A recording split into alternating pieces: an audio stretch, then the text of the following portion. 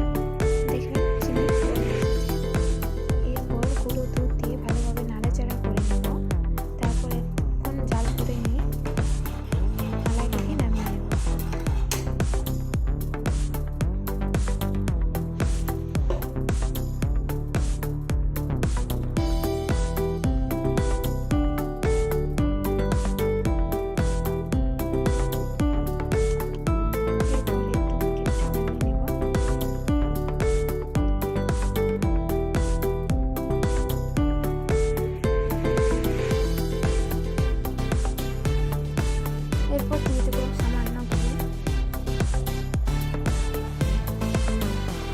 ঘি গরম হয়ে এলে বড় চামচে 1 চামচ মতো সুজি দিয়ে দেবো। সুজি ভালোভাবে ভেজে নেব।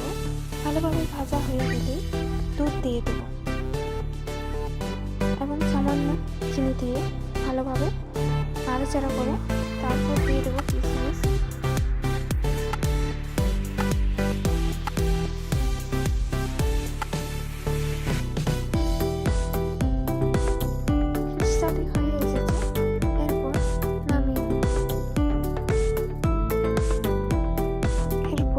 পাউরুটি নিয়ে নেব। আপনারা চাইলে ব্রেড পাউরুটি ছাড়া পাউরুটিও নিতে পারেন। আমি নিয়েছি টক পাউরুটি। এরপর একটা একটা করে সবের মধ্যে খিরসা মেখে নেব। কেকের মতো একটার পর একটা সাজিয়ে নেব। এরপর একে একটি অন্য জায়গাতে নিয়ে নেব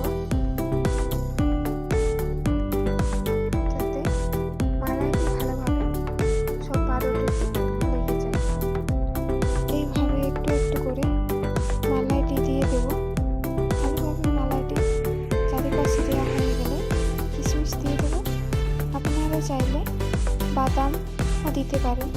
আমি বাদাম পছন্দ করি না বলে বাদাম দিলাম। শুধু পাউরুটি বাচ্চারা খেতে না চাইলে এভাবে করে দিন।